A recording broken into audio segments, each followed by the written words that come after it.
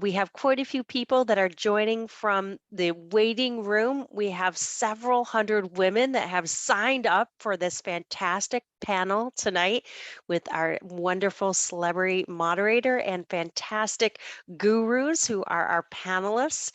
And there's a good reason, because this topic, well, this topic is a doozy. It's something that we all need to know about for that long-term financial security that we all deserve. So it's great to have you here. And I just want to say a great big shout out, not only to our moderator and panelists, but we have a few board members here as well.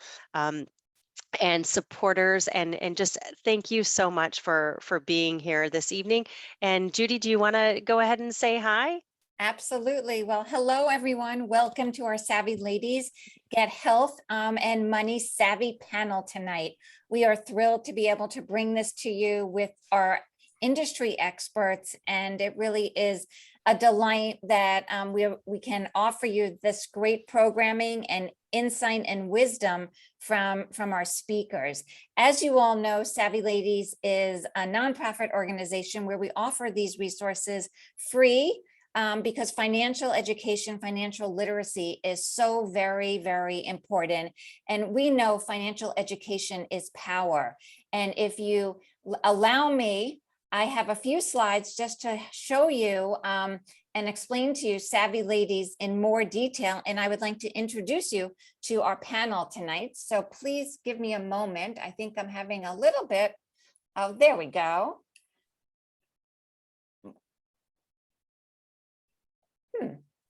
Let's see, I'm in this crazy mode here. So regardless, that's interesting. I have a pencil and it's not allowing me to go forward. I don't know why. So I'm going to stop sharing for a moment and I will fix it. It is great to have everyone here tonight. And Savvy Ladies, as I said, is an organization. We're a 501c3 where financial knowledge is power. And we are here to help teach you and educate you to make you stronger, because when you're stronger, families are stronger, our communities are stronger, and ultimately financial education changes society. What's really impactful today is the panel I'm excited to share with you. So maybe now I will be able to share my screen. While Judy's sharing her screen, I just want to invite everyone to please put your video on. We would love for this, again, to be as engaging and interactive as possible. And you know, this is about just showing up of however you are. So please do put your video on. We're also going to have some great opportunities to ask questions as well. And Judy's going to talk a little bit about our special speaker series that we have today. Yes. So I'm going to keep us on this one panel, on this one slide. And this is our Get Savvy series. And I'm really excited to be able to introduce our panelists tonight. We are joined by Kristi Rodriguez from Nationwide, Vanessa Roberts from Morgan Stanley, Yolanda Haynesworth from Gray's Printing, and Sara Daya from JPMorgan Wealth Management. Our panel series has been a series we put together new for this year, which covers all topics of importance to the women that we are serving and helping on our helpline. So we had this health panel, we had a career panel, a success panel, a panel about divorce, and we do go, our actually career panel is going to be taking place in September of this year. So stay tuned for more of the panels and our emails as we keep sharing with you all of the information that is so important for everyone to learn. Now, if it allows me, thank you, it does work now, to introduce you and share Michelle Fox. We are really blessed to have Michelle Fox from CNBC here with us this evening, an award-winning journalist in personal finance, to moderate our panel tonight. And she comes with, you know, writing for Invest in You. It is CNBC's financial wellness initiative. This is up her alley. This is her sweet spot. So really excited for her to cover today's conversation, to talk about some of her most recent articles that she covered. You can check her out and the articles that she just posted over the last couple of weeks covering the recession anxiety, how to cope with inflation concerns. So these are the topics we will be discussing today. Really excited that she will be moderating our panel. Kristi Rodriguez comes to us from Nationwide, Senior Vice President of the Nationwide Retirement Institute. She is leading teams advocating for and educating the leaders on how to secure a financial future. Kristi strongly believes in the importance and impact that financial education has to help us around retirement planning, healthcare, long-term care, and Social Security.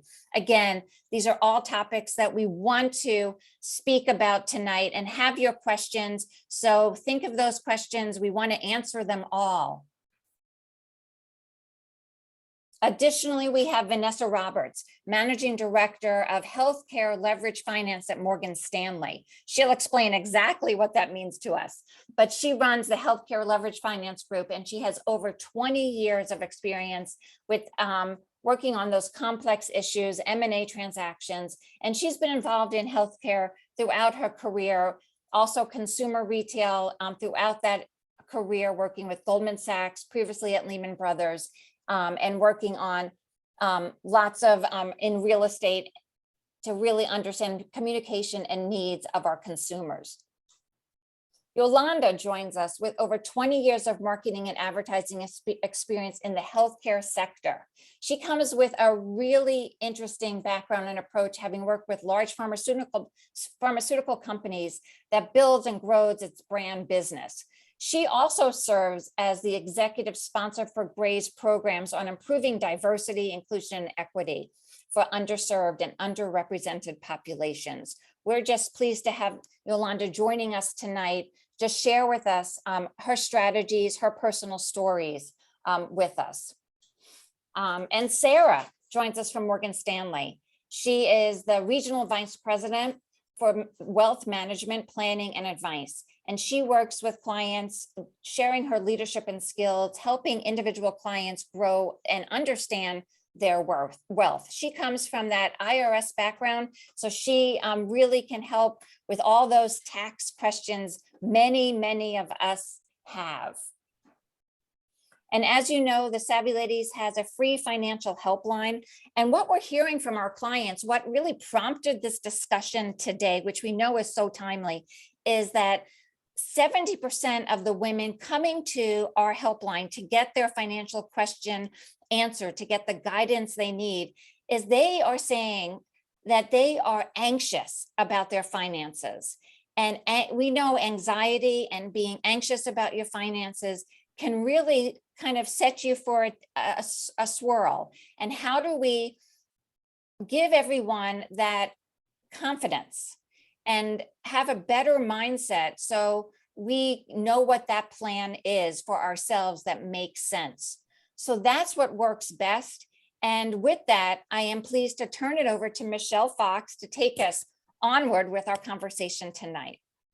Thank you, Judy. It's great to be here. Thanks for inviting me. I am a huge fan of Savvy Ladies and all of the wonderful work that you do. So I do appreciate you giving me this opportunity. And as you mentioned, there is a lot of stress and anxiety right now. I mean, the past 2 years alone is enough to put anyone over the edge, right? Between COVID and inflation and all this recession talk. And you had mentioned the Savvy Ladies, people who visit the hotline. I think it was about 70% of the women said they were anxious and overwhelmed about their finances. So I kind of wanted to start talking about, money mindset and what it is. So Kristi, can you kind of explain that to us and how you can understand what your money mindset is and how it works, what influences it? Sure, Michelle. But first, I just want to extend a thanks and opportunity to Savvy Ladies. And Stacy, it was such a good reminder to see something that is free. We all know what we're impacting with market volatility now and inflation. It's just good to see something has remained the same price, which you can't get a better price than free. So I did want to add that in. Exactly. Yeah. We there's no inflation here at Savvy Ladies, to all of you. I love it. I love it because the news Thank looks you. grim. But this is a highlight. I'm really excited, Michelle, that you started with the question around money mindset. Because if you think about it in its most simplistic terms, mindset influences our behavior.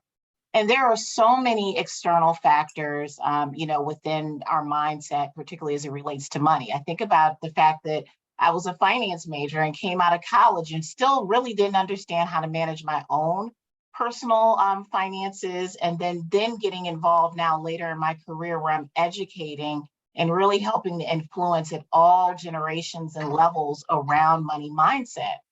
And so if I could offer anything, getting to your question, what is a money mindset?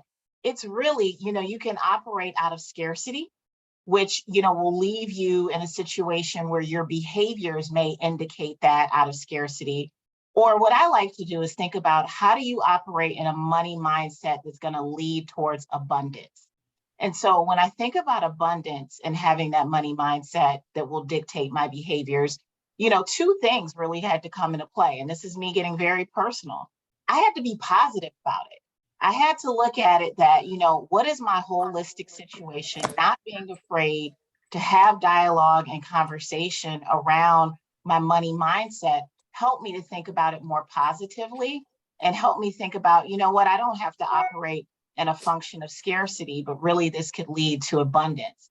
And I would say the other piece that I love, and I know we're going to set this up in many more parts of the conversation this evening, is really having a growth mindset around money. We often hear growth mindset thrown out maybe in academia, at work, or, even in your own personal lives. But you have to take that same growth mindset to when it comes to money. Making decisions, and having it be fluid. It's a circle. It's ongoing. You can constantly learn. I think one thing that the markets are telling us now is they go up and down. And so just taking that opportunity to really say, how am I going to learn and grow from whatever period or situation I'm in, whether it's going to be something that is, going to be timely or timeless, I think is so important. So that, along with having a positive mindset, for me, that's been heavily influenced now in the career that I'm in, and also just kind of my upbringing, will lead to that kind of mindset of abundance. So again, just answering your question, mindset has to be the cornerstone or the catalyst if we're thinking about changing our financial or money behaviors. Absolutely. And of course, there's so many things that we can be stressed about right now. So Sara, how do you know if your stress is being caused by your money mindset or if it's, just something else? Yeah, I think that's such a great question, right? It's the thing about stress is there are so many triggers that can cause it, and it's really hard sometimes to pinpoint where it comes from. But if you're in that situation where you've got that scarcity mindset, right, or the not being able to make ends meet, or worried about what your financial situation is, how much money you have in your bank account, is that sufficient for you? How are you spending it? What are you doing with it?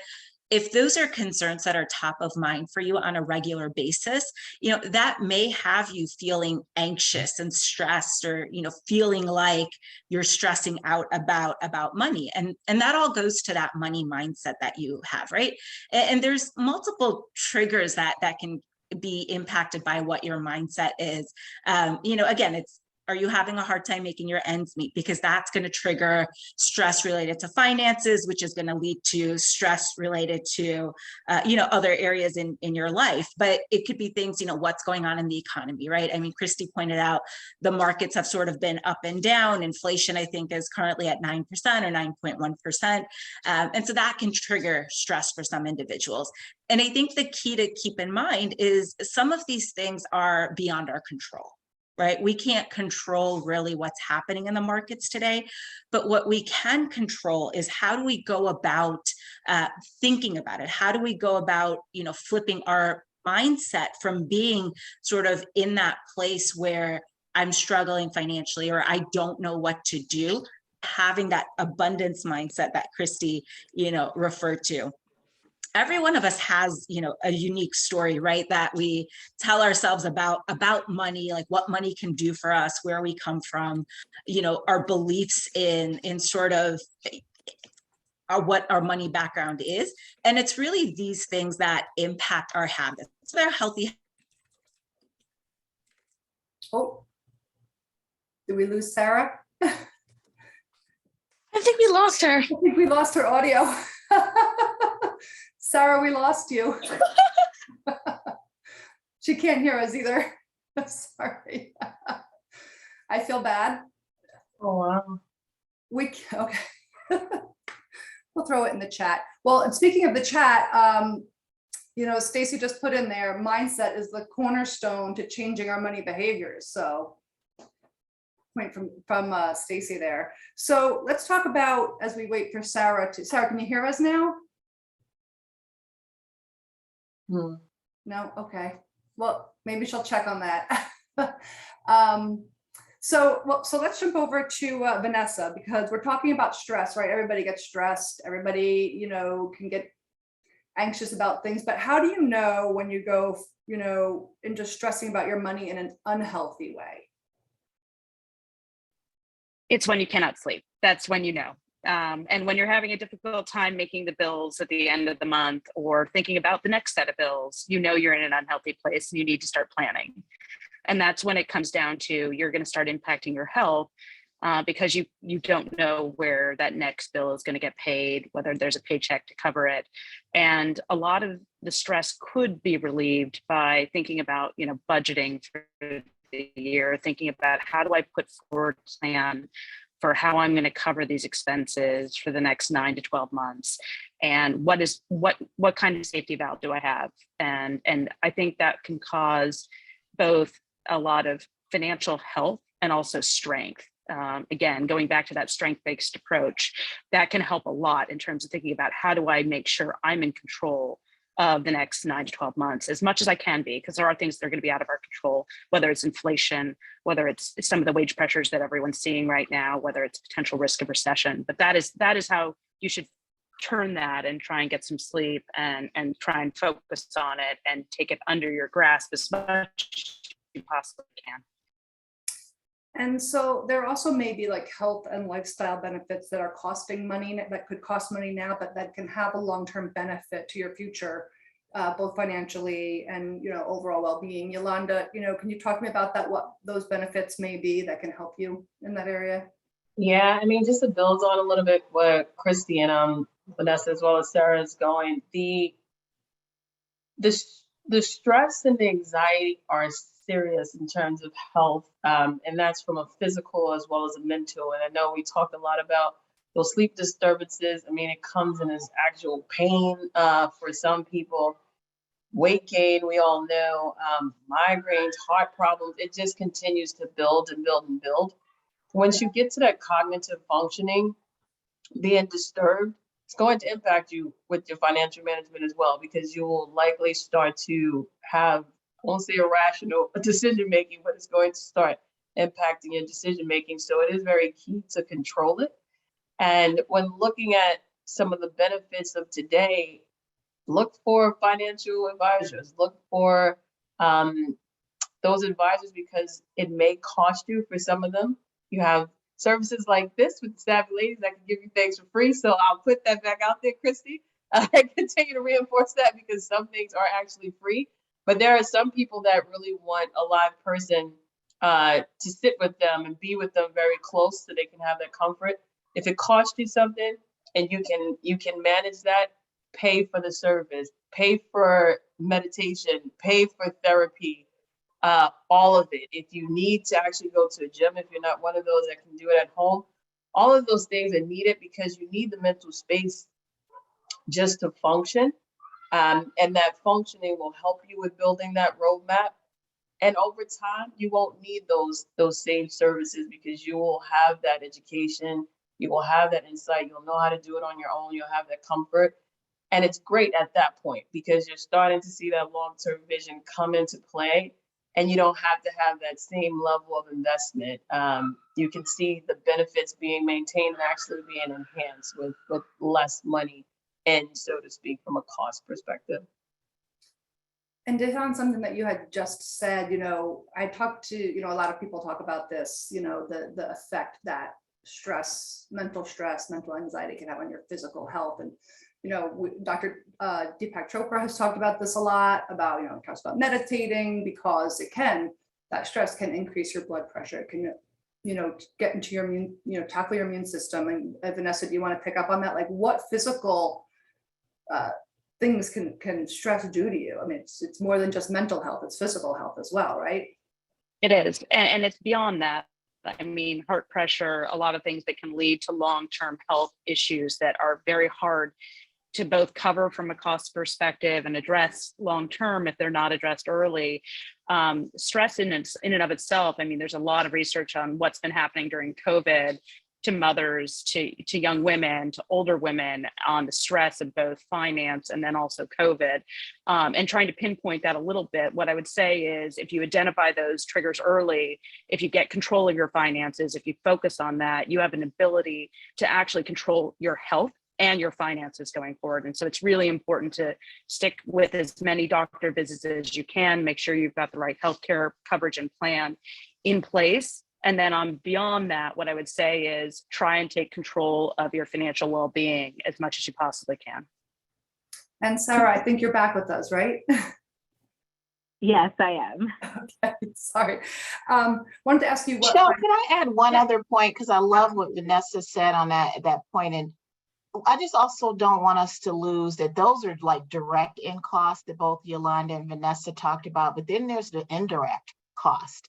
So when we think about, productivity on your job, all of these have an impact. When you have that financial stress, it is compound. It shows up not only mentally and physically, but really how you're even doing day-to-day activities. And so oftentimes when I have an opportunity to talk to employers, we talk about that absenteeism, that lack of productivity, that people are physically there, but they're not there just due to all those stressors. So, just really wanted to underscore both of their points around that this really takes a much more comprehensive or a holistic way of, impacting our lives when it's out of control. Kristi, I think that's a great point. And sorry, go ahead, Sara. Sorry, I was just going to say that, it's not just the individual themselves, right? I mean, especially for us women, we tend to be, the support structure for our families, whether it's kids, spouses, parents, siblings, right? So if you're stressed and you're not taking care of yourself, not only does it show up to Kristi's point in that absenteeism at work, but that then triggers, carries over into your personal life, into your relationships that you have at home with your kids, with your spouses. And as much as we think we can maybe hide or mask some of the stress or anxiety that we feel, at some point, if we're not taking care of that and addressing sort of some of the root causes, it's going to spill over into other parts of our lives and impact not just us, but other people in our lives. I think that's totally right, Sara. I agree. And the other thing I'd highlight that I think is super important is trying to take advantage of whatever health and wellness benefits your employer, your family employer, as you think about insurance, as you think about healthcare coverage, taking advantage of that full suite of potential benefits. And again, this is all very important. There has been an increased focus on this by employers over the last couple of years, particularly post-COVID, but there are mental space opportunities to speak with a healthcare professional. There are extra benefits that certain employers are providing, but make sure you're maximizing what you can that is provided through the employer, because it will be cheaper than outside solutions. And I really would encourage that. I just said that women don't really take advantage of those benefits as best they should, right? They don't take advantage of it as much as they should. And one problem is also women in particular tend not to take advantage of their 401k matching programs as much. They tend not to take advantage of as much of the healthcare benefits as they might be able to. And there are people within employers that can help you to try and maximize the benefits that you can get through your employer. And I would highly encourage it. Yeah, I wanted to add, so specifically in the workplace, some of the things we try to do, because I think there was mention of the groups that I'm an executive sponsor of. So thanks for bringing up the workplace, Kristi and Vanessa, for those hits.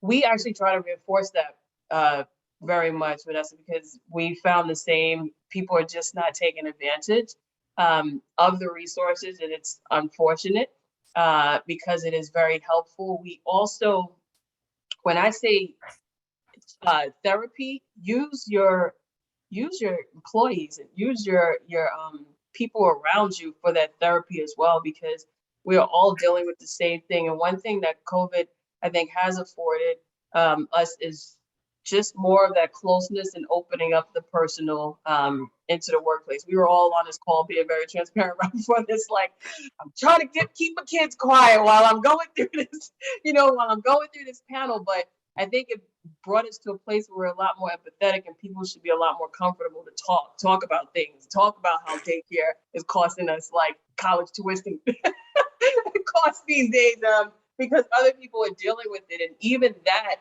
just having those conversations with your coworkers, that is also therapy, and lean into it. Other people are having similar experiences. It will help to release a lot of the stress as well, and also get you some tips, because everybody's going through the same journeys, and some people have learned a way in it, and they can share. So talk. You think that there's been kind of a shift in that direction already anyway? I mean, just with COVID, people are used to kids barging through and causing things. Mental health is becoming so much more of a part of workplace culture, just in, the employees want, and employers are looking to answer them. We talk about this great resignation and people looking for new jobs in this tight labor market, and their employers are starting to meet their employees where they are. And mental health is one of those areas. So is financial wellness benefits. But as we've all noted, people have to take advantage of them. Even, they might be offered, but they have to take advantage. So I think Vanessa, to Vanessa's point, I think Yolanda, maybe you mentioned this as well, that women tend to take less advantage of things like 401k matching or, some of the other financial benefits that are available through their employer. Do you think, because I don't really work in that space, right? So from your experience, do you think it's because there's maybe a lack of education, maybe a disconnect in terms of how some of that stuff works? Is it that there's just so much other stuff on the plate for most women that it sort of falls by the wayside, right? I think, one of the points, the last point I was making before, I stressed out about my technology cutting out, that was my stress today, was that financial literacy isn't something that we're taught, right? It's not, when I went through school, when I went through high school, college, law school, there isn't really a class that talks about financial literacy and what's a 401k and how do you balance a checkbook and, how all of that works. So do you think that that's sort of the issue? Is there just a disconnect with that? And how do we sort of fix that, or start to address some of that, having such a great group of strong women here today? So, did someone want to go before me? Either one, Kristi, go for it. Yeah, Sara, I think you asked an interesting question. In my role in the Institute, we do a number of surveys year over year with women, different graphics in terms of race and also age. And the one thing I think we have to remember, women aren't a monolithic group, and just how are we reaching them and having conversations with them in the way that they want to receive it and the way they want to have it. I just came off of a 2-day offsite, and we were talking to a number of female leaders in our organization. And a lot of them, even speaking to the very basic level, don't like asking for help because we are so used to needing to do everything.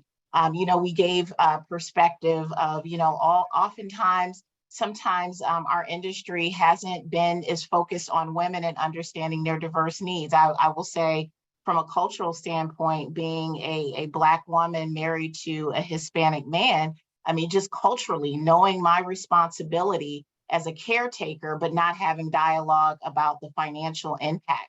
And so I think what we're talking about imposing is, how are we going to use data, research, and insights to really drive towards why women aren't making certain decisions? And again, I feel sometimes we may approach it like and I'm not saying you are, I'm just saying the larger we, very monolithically, very broad brush, and we really should start looking at some of these key data points and indicators on how women in diverse groups, want to be engaged, and also helping them find a financial professional that can help guide them. I think that was a point that was brought up earlier as well.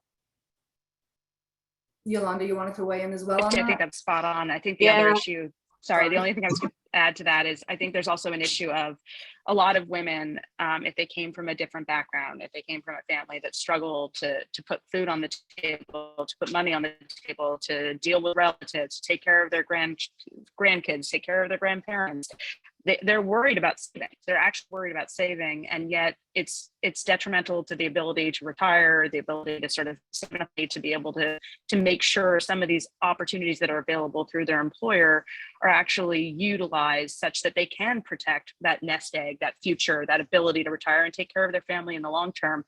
But it's a tricky balance for people that didn't come up with money and think, why in the world would I put this away? I may need it in cash today. That's a mindset shift. I think it's really hard to get sort of into a transaction into where people to think about it. Okay, it is important, it does matter, and it's a great benefit. Yolanda, I think you wanted to jump in as well. No, I mean, Vanessa hit the nail on the head for me. I was going to build in the same place. I think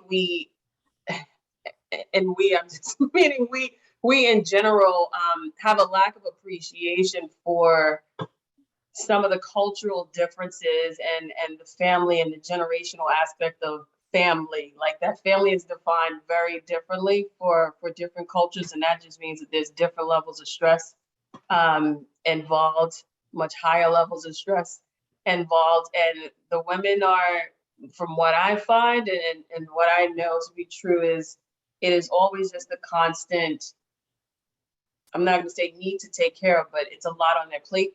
And when you are dealing with certain cultures, it's even more on their plate. So employer-wise, the benefits sit there, not taken advantage of, unless somebody continues to trigger that person to say, you may want to use this. This could help in that situation. But they really need somebody close to continuously reinforce that for them. Because typically with employers, you just have the one shot of, here's your onboarding, here's your benefits overview.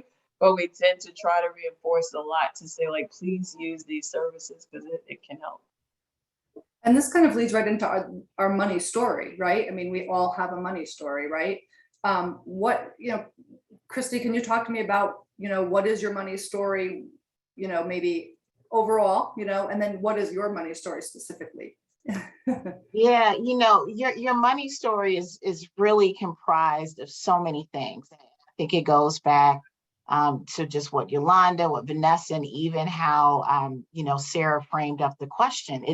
It's almost beginning where you are and what you're exposed to in your community and your culture.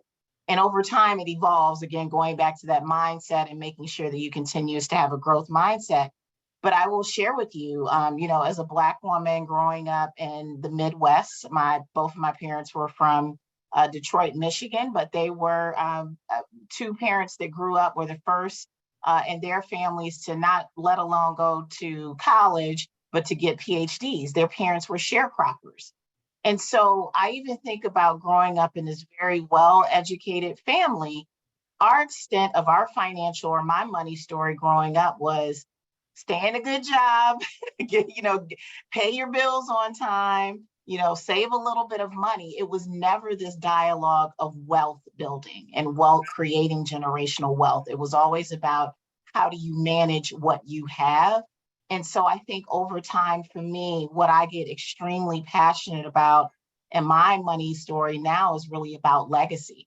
It's shifting from, yes, those fundamentals are important, but what's more important for me is how do I create generational wealth? How do I educate myself and educate members in my community? And I say community in the most holistic sense, not just my community I grew up with, on decisions that we make today and how they impact 3 or 4 generations.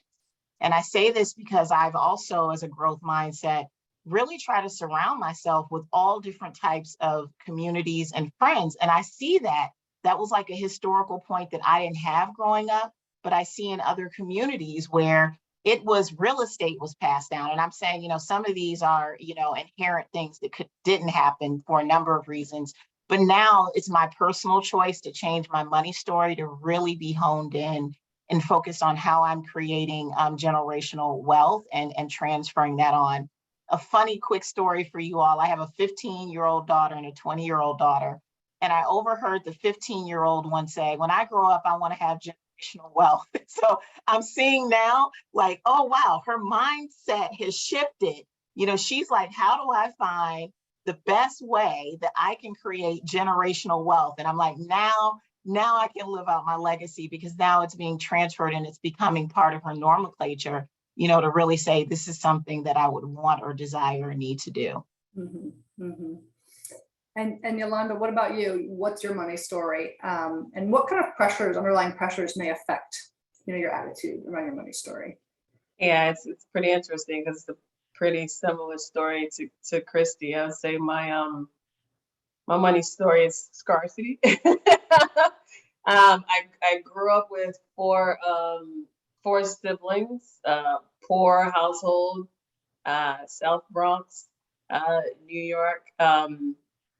So there was a ton of stresses around for my parents, and a lot of my adulthood, actually childhood as well, was single parent home with the 5 kids for my mom. And what I thought was pretty interesting, and I don't realize it till now, is that my mother was dealing with nothing, but somehow she was able to provide in a way that we felt like we got everything that we needed. And she did it by planning.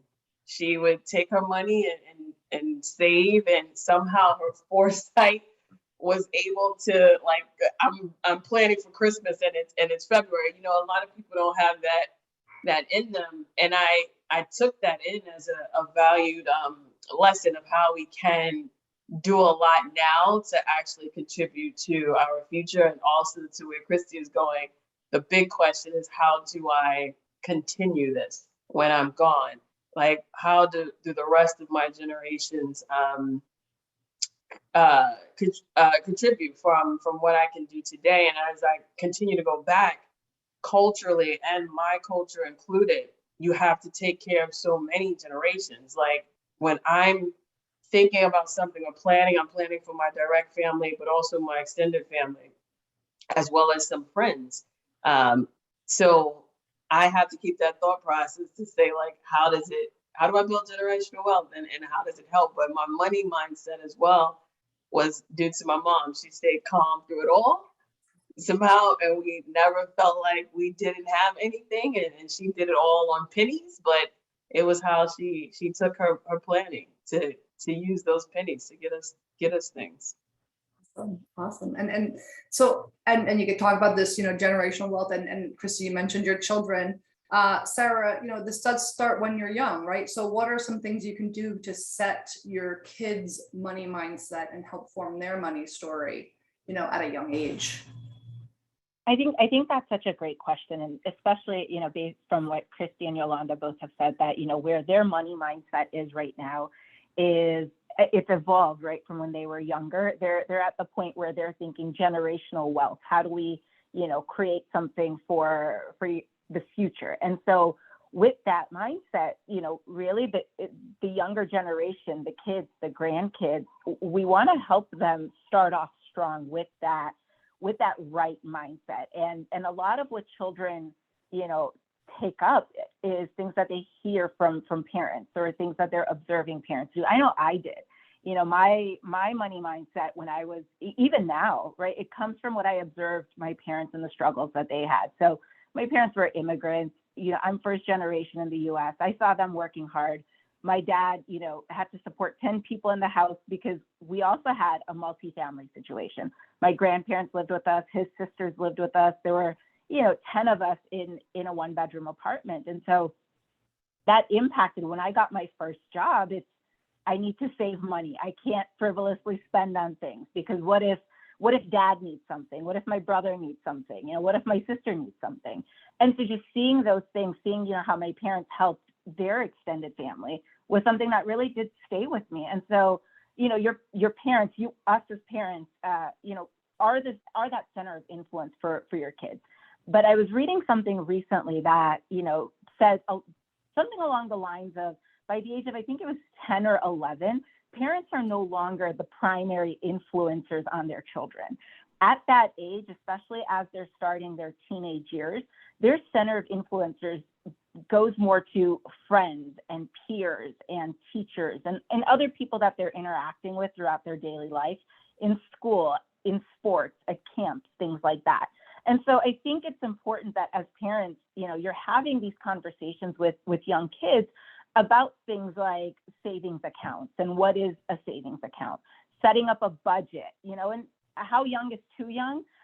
I personally don't think that there really is too young of an age to have these basic conversations or to start having some of these conversations, right? The way that you address it is going to be different depending on how old your kids are.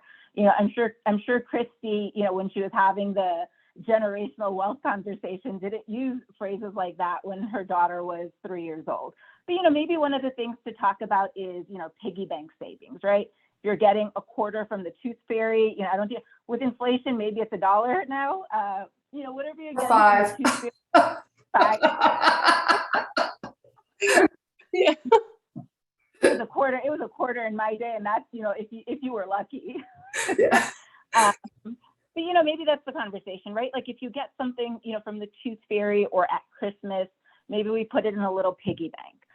As your child gets older, they're starting to get into video games. Maybe they have a weekly allowance or a monthly allowance.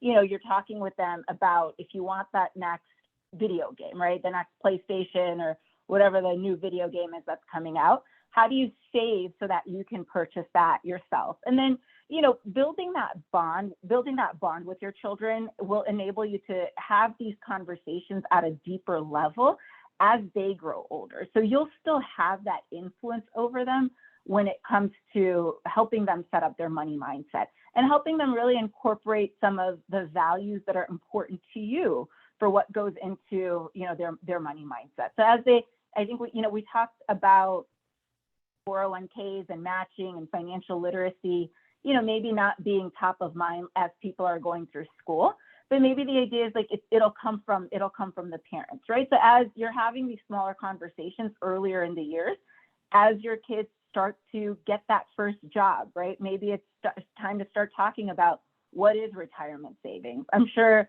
a 16, 18, 21-year-old is going to look at you funny when you say you want to put away, some money for 40 years down the road. But I think it's an important conversation to have. And I think as parents, you can still have that impact to help them create that mindset from a young age. Yeah.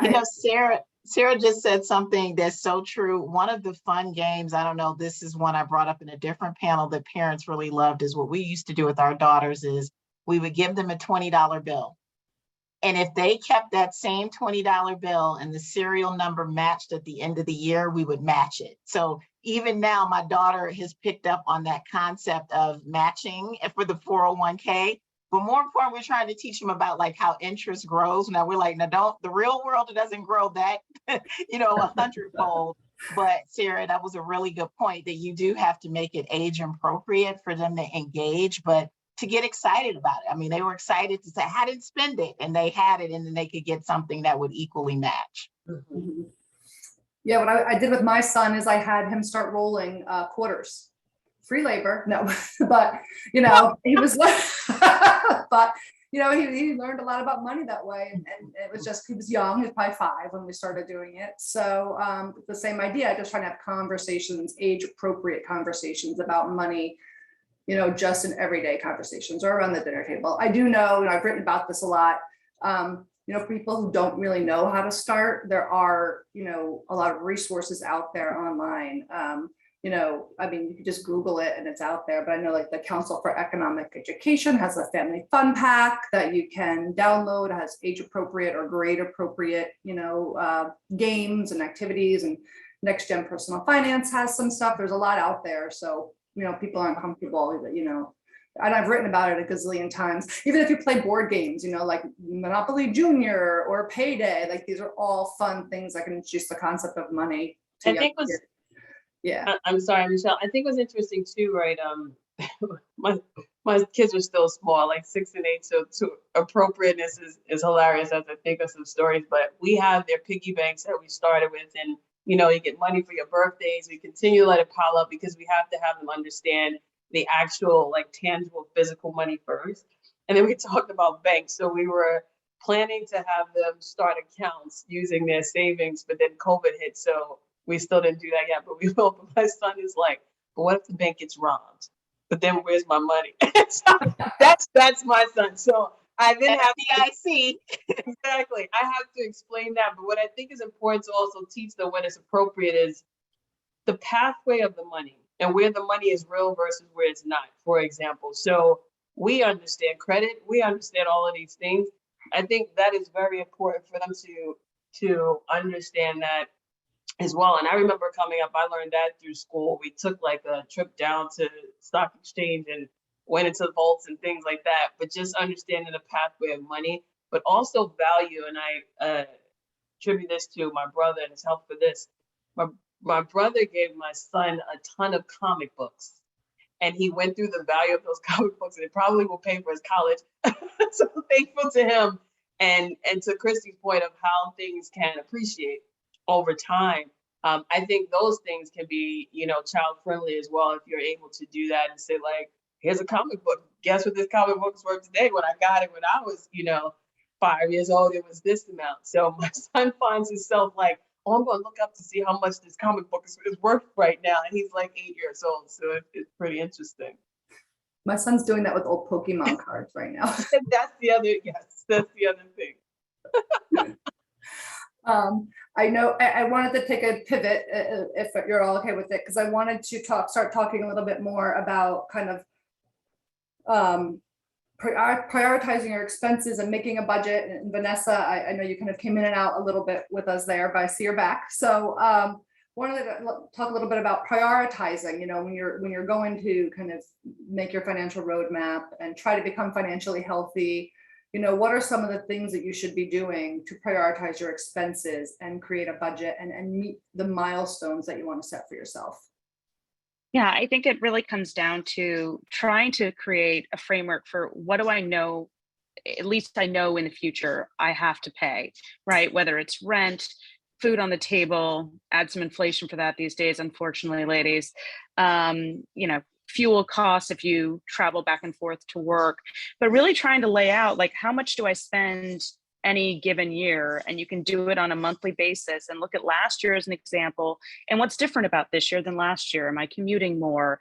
Everything costs a little bit more. So that inflation point, and really trying to go through whether it's a credit card bill, your debit card bill, your savings account, your checking account, whatever you have, like, what am I spending? And if you're using cash, it's important to understand that, because a lot of people are using cash.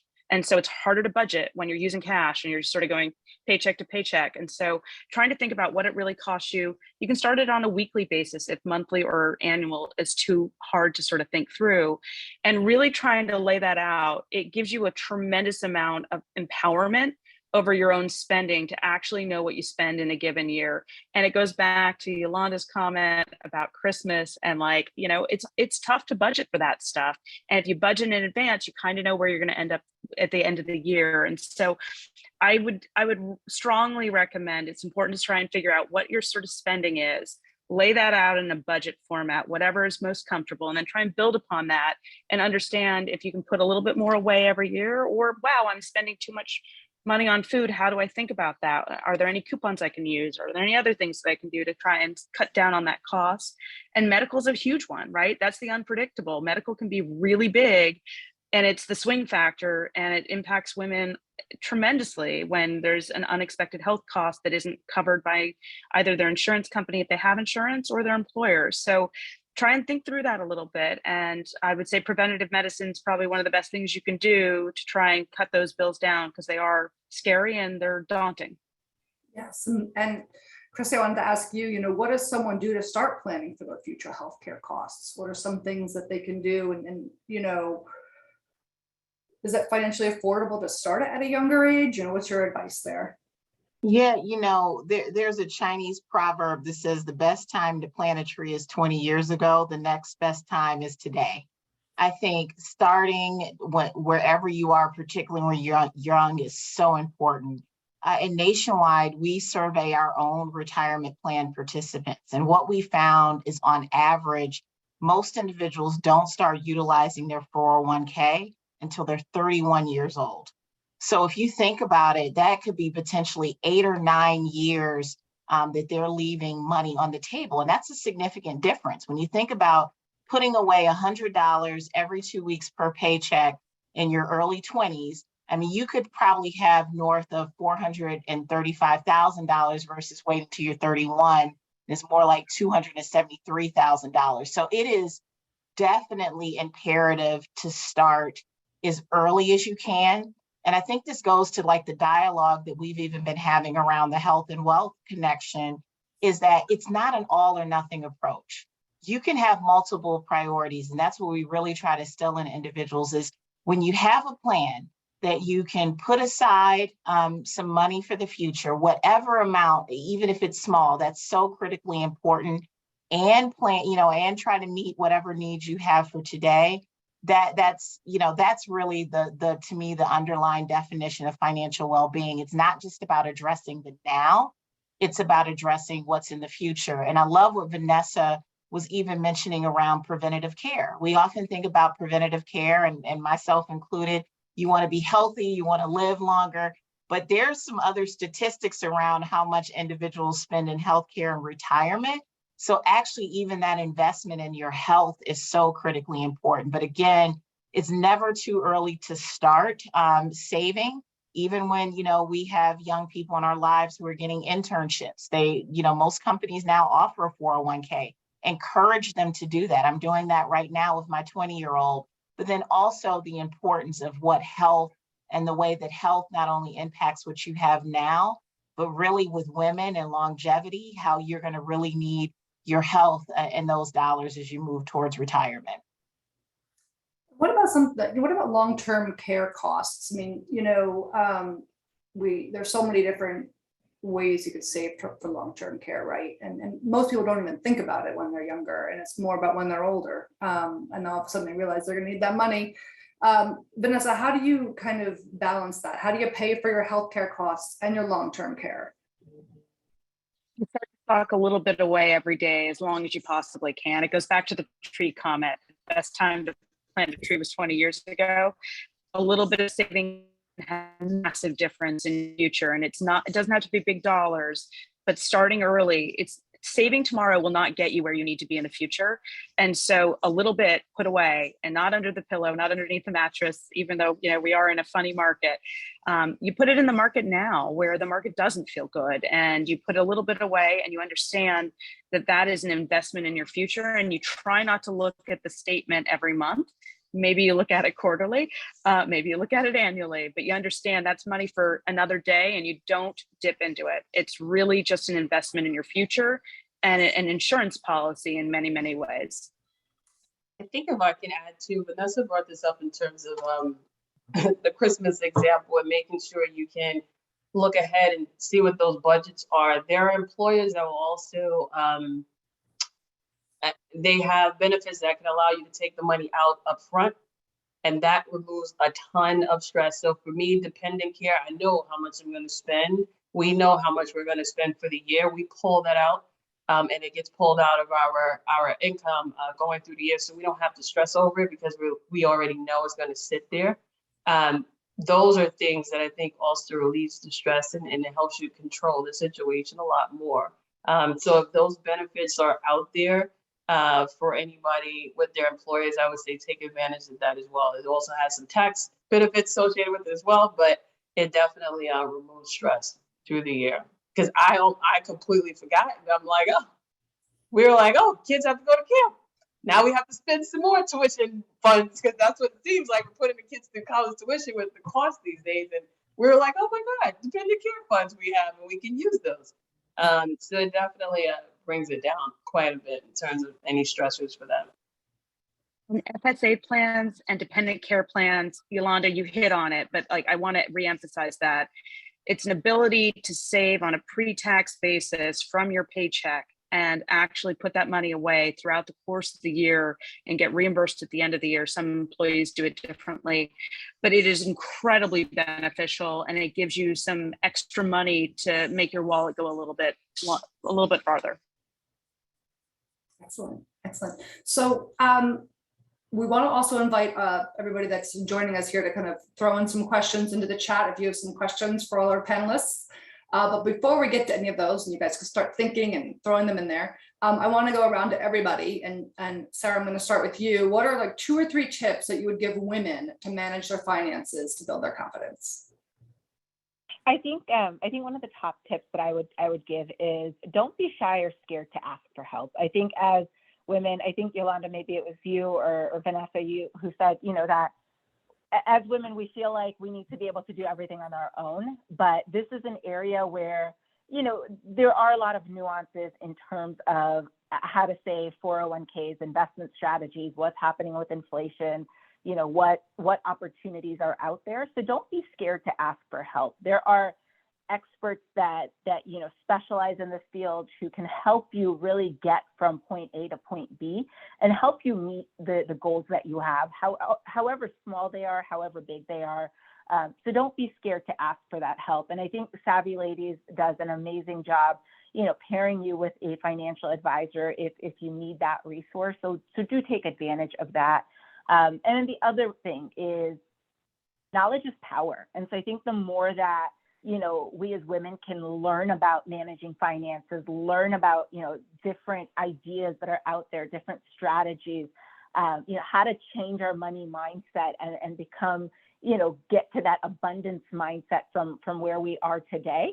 I think that is going to be incredibly helpful, and, it'll be incredibly helpful to help with maybe identifying some of those money mindset triggers that cause stress and cause anxiety. So I think my top 2 are don't be scared to ask for help in understanding this, and then knowledge is power, and learn as much as you can with all the information that's out there about managing finances.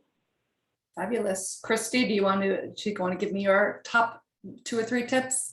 Sure, and I'm going to try to make them thematic with P's, but I think the first P would be a plan. Have a plan and know that plan is going to be fluid. When we were even talking about our money stories, looking at all these fabulous women, I'm sure our money story at age 19, 20 is different than, I'll admit, my 40 plus now. So just making sure that you have a plan and you're actively looking at that plan as your life evolves. The second P I would say is prioritize self-care. We are at a time, and I know Sara just hit on this, we talked about it throughout. We as women, we have a lot going on, but you cannot pour from an empty cup.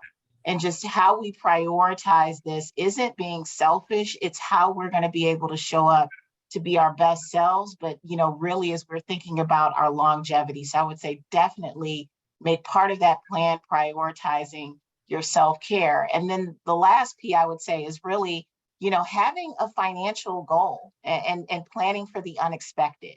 And so, and I would prioritize that financial goal just the same way that you have other goals in your life that you're going after. I think that's so critically important. But as you prioritize that financial goal, make sure that you have a caveat for the unexpected. And I think I don't even have to reinforce that now.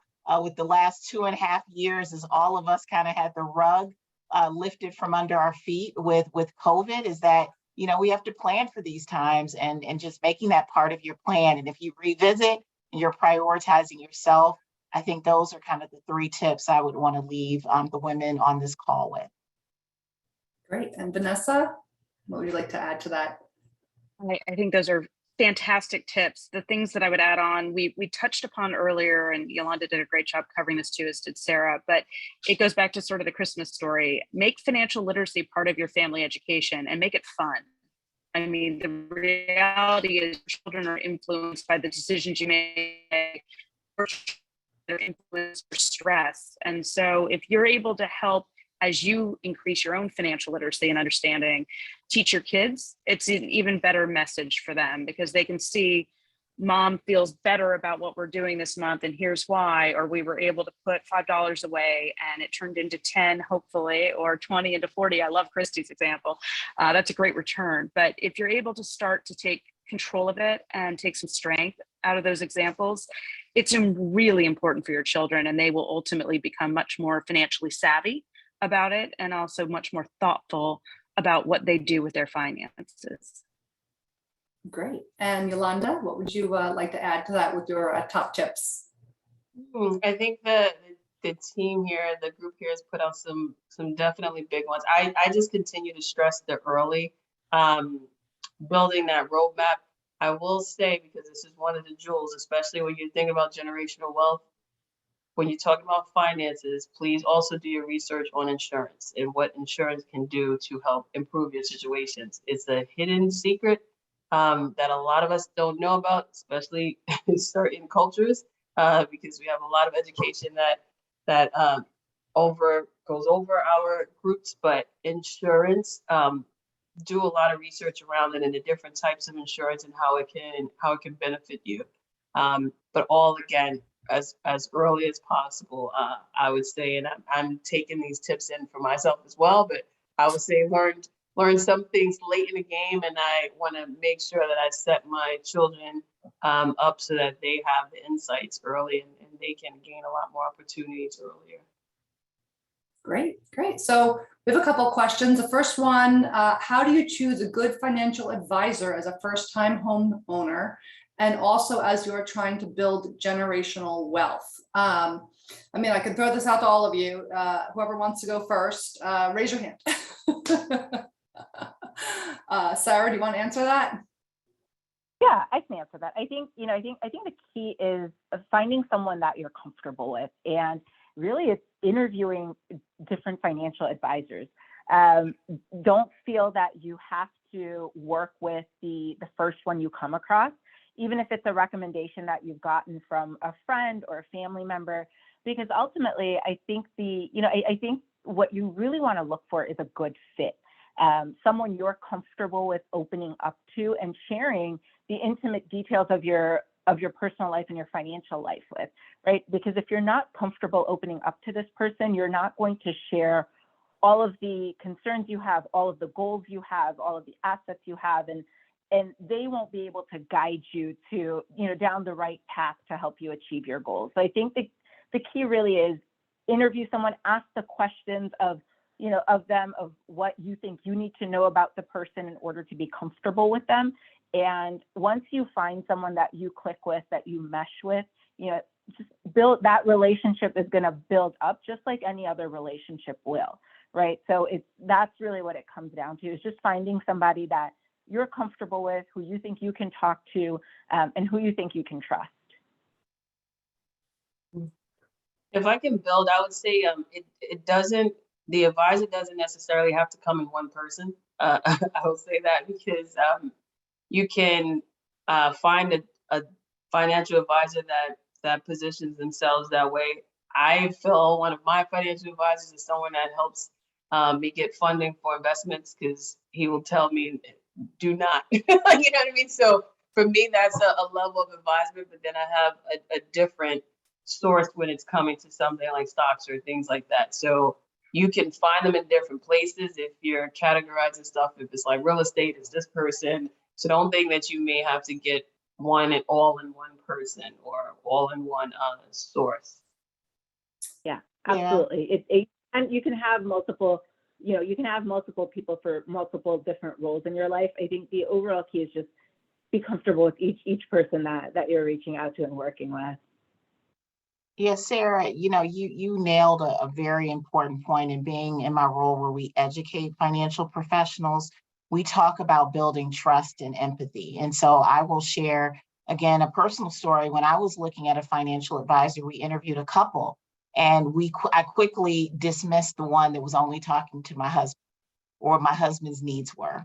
I was more inclined to go with the financial advisor that understood that we were a unit, that I had needs that I wanted to understand. They took time with me, and more importantly, were willing to engage my entire family. And so That is such an understatement. Sarah, so I just wanted to really emphasize what you said.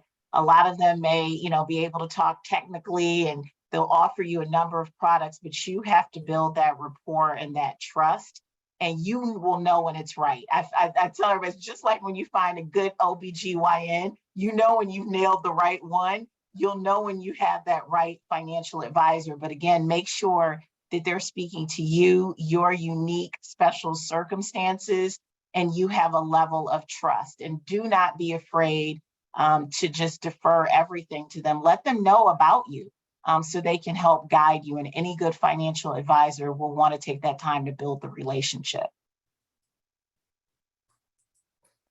Well, we got one more question, and Vanessa, I'm going to go to you with this. What are your thoughts? It's long, so bear with me. What are your thoughts on avoiding generational debt? Those weighed down by student loan debt don't contribute to their retirement accounts and cannot save for their own children's future education. And the cycle continues. What are your thoughts on employers helping employees pay down student debt, loan debt, and helping employees save for college to avoid debt for the next generation? I think it's a fantastic idea. And actually, you should lobby your employer to make sure they do try to forgive your student debt. I have had people who have come to work for us at Morgan Stanley come in and say, I have $100,000 of student debt and I want to work at this firm, but I cannot afford to work at this firm and pay the student loan down. And I would love to see whatever you can do to help me forgive some of the student debt or pay for it. And I would love to come work for your firm. So a lot of it is shifting the power. I think the reality is student debt is a very dangerous game, and it ultimately can weigh down on families and generations for years to come. It can stifle careers, and it is an overwhelming burden. Coming in as a young graduate out of college, I think it's a really tricky situation, but the reality is there are employees that will forgive student debt by paying it down themselves. And there's other ways to try and seek debt forgiveness as well. And I would highly recommend that people look to restructure their student debt if they have any remaining. It is one of those really tricky, slippery slopes. And so a financial advisor can help with that as well. But I'd also say advocate for yourself and advocate in ways. Oh, I think we lost you a little bit there. Then Yolanda, I think you wanted to weigh on this as well. I saw you jumped into the chat. Oh, I figured we were running out of time, so I just put some stuff in chat. But to build on what Vanessa was saying, I would just say if it's generational debt, avoid multiple credit cards. Like try to just stay with one and optimize it as best as possible. If you have multiple loans, look into debt consolidation because that can get your monthly payments down. I completely agree with Vanessa, especially now post-COVID. There's so much opportunity in terms of what you can get from employers. So if they are willing to pay off the debt or even give you, I put it here like bonuses up front, but there are just like upfront extra funds that some people are asking for on their way into companies. Use all of those things, bonuses, everything to go directly to pay down those debts. Do not, again, it's with controlling your money. Look at all of those things as extra. Anything extra, just put directly onto your debt. Do not say like, oh, I'm going to spend it, I'm going to do this or whatever, but get it down as soon as possible. And then I just want to make one quick comment to that is just because to keep it, with the debt question, I think those are all great ideas that Vanessa and Yolanda have shared. But, my IRS background kicks in for a quick minute that when you are negotiating amounts, remember that there will be taxes due on those amounts. And I know a lot of employers when it comes to bonuses and things like that are open to, topping that off to cover the taxes.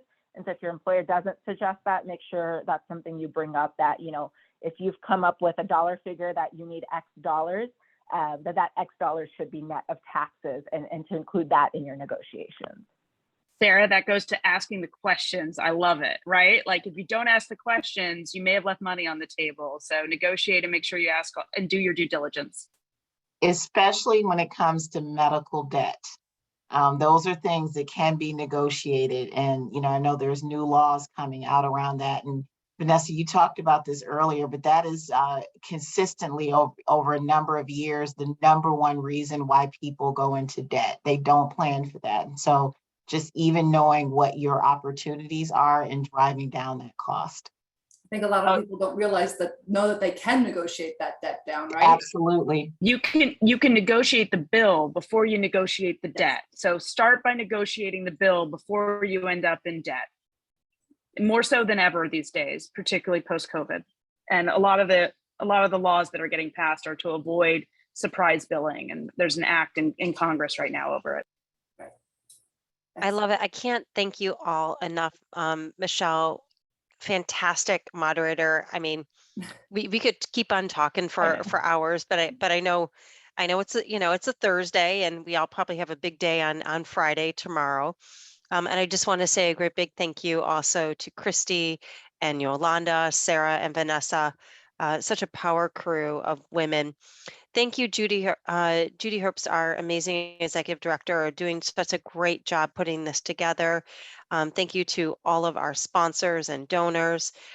Tracy Wheeler, who is our guru, putting together, as I mentioned in the chat, over 1,000 women with certified financial advisors, CPAs, experts to help answer their questions. And in that note, I just want to add again a link to our free financial helpline.